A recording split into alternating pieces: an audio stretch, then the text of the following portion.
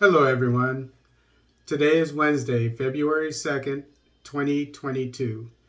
President Museveni says Uganda ready for phase 2 of DRC operation. This article is taken from the East African.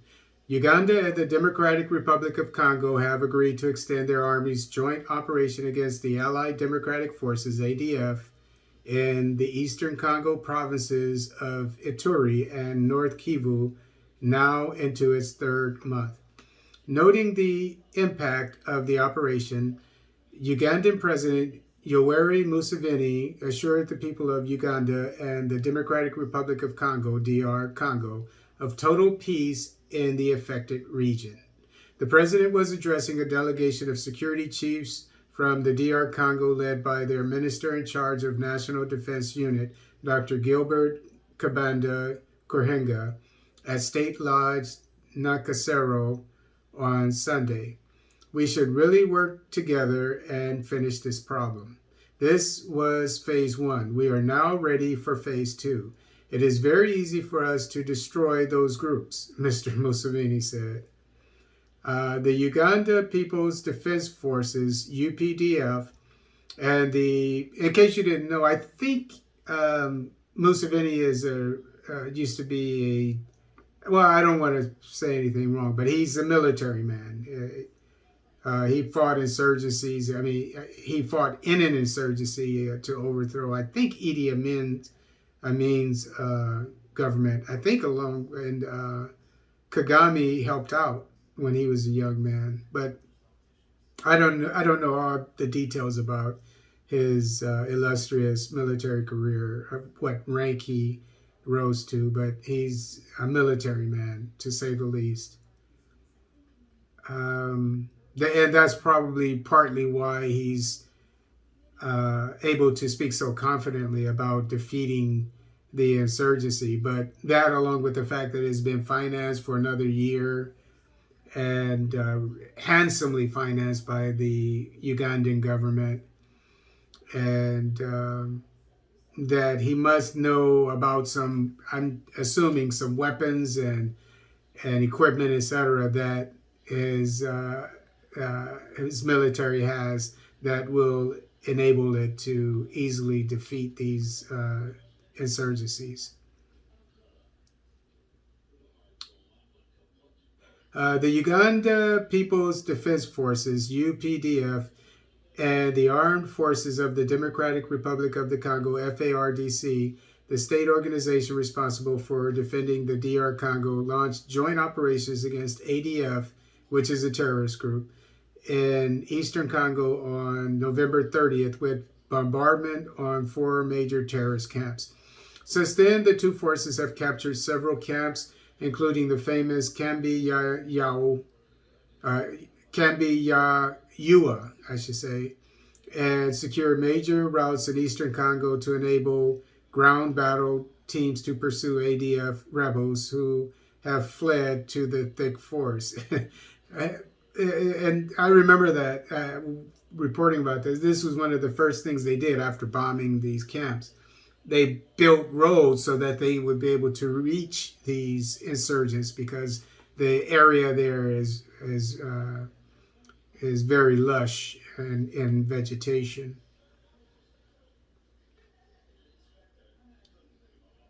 So to avoid back and forth attacks between the rebels and the joint forces, President Museveni advised the government of DR Congo to intensify regional and local security mechanisms to avoid further insurgencies, especially in areas already secured by the joint forces.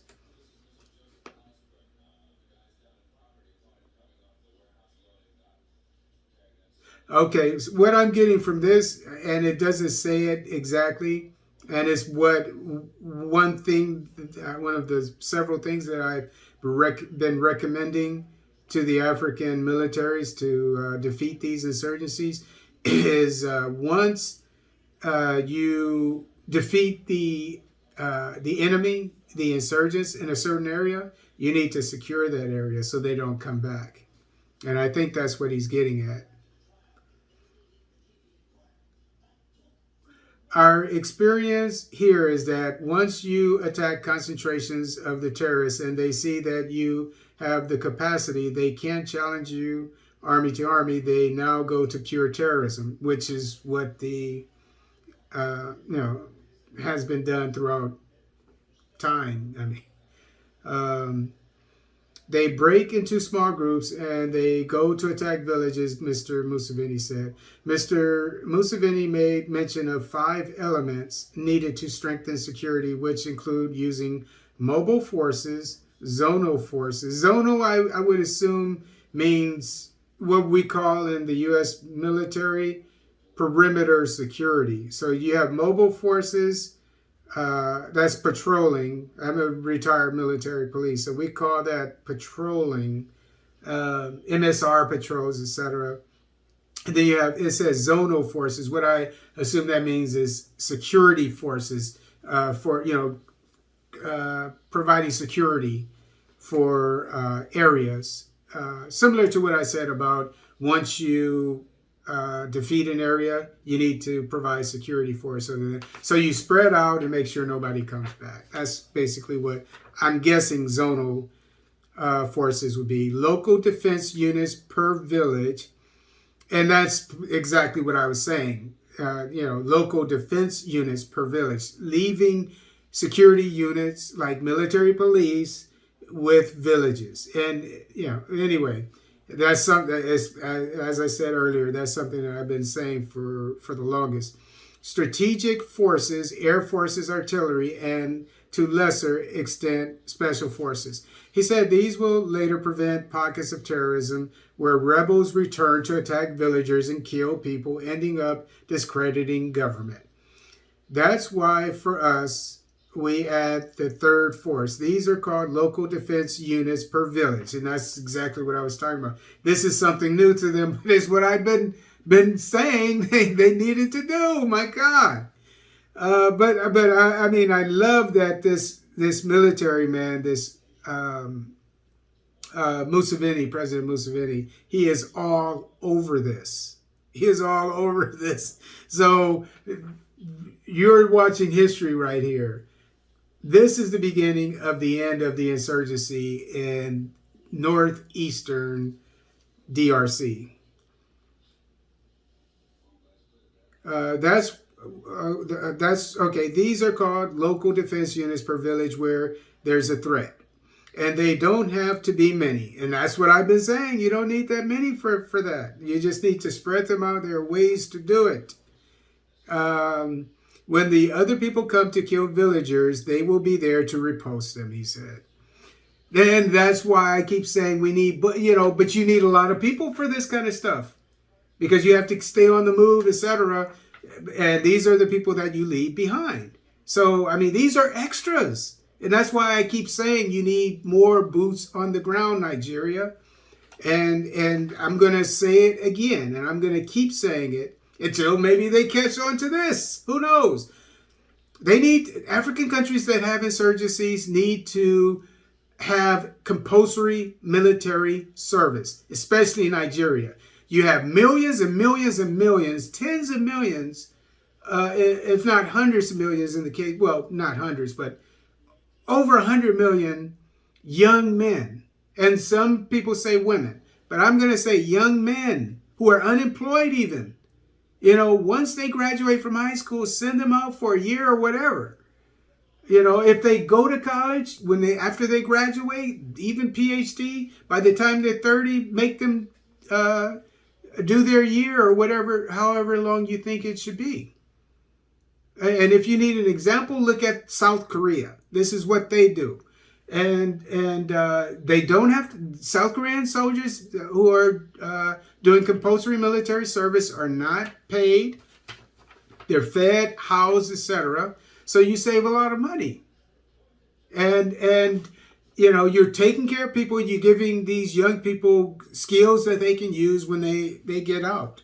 And some of them will become police officers. Some of them will become firefighters. Some of them will become join the military. And it'll be an easy way to find out who should be in the military based on their record, their military record.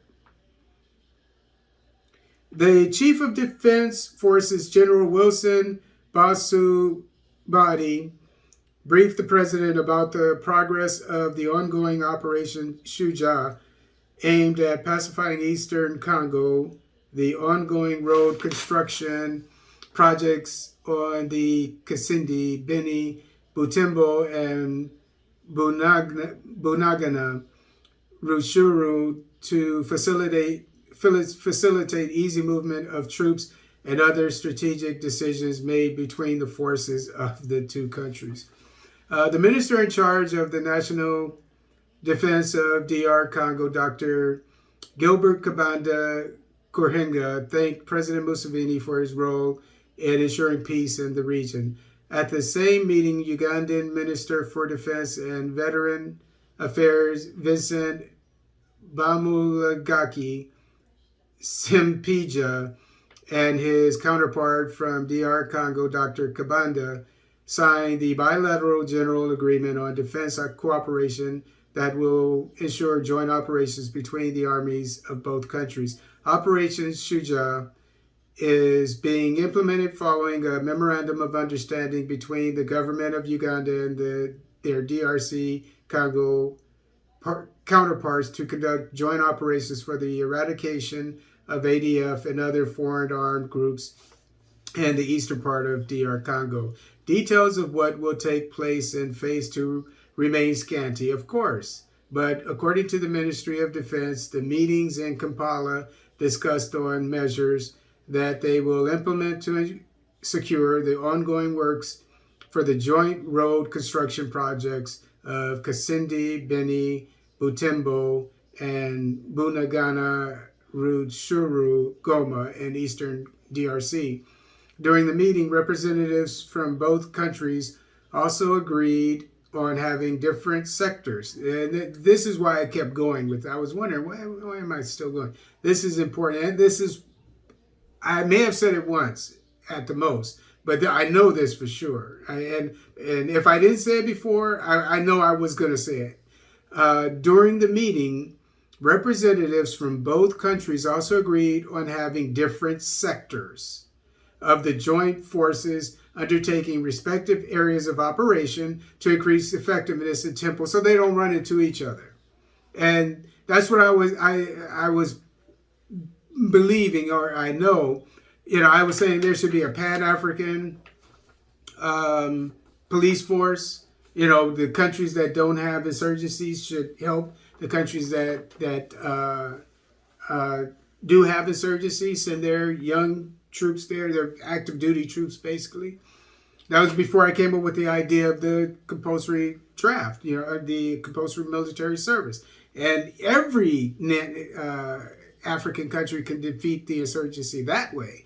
But if you have a Pan-African one, which is what this is, then each army has its own sector. And that's what we did in Bosnia. That's what we did in Kosovo. The Russians had their sector, and you were responsible for your sector. It makes sense. That's the way it's done.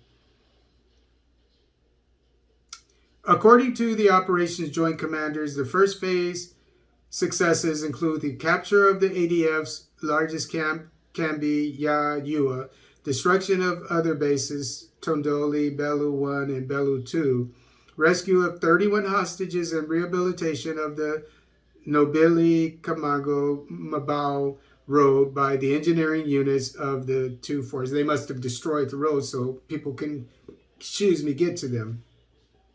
In the 2 months, Operation Shuja also established a ferry on the river Semliki to link Haibale on the Ugandan side and the Burasi on the DRC side.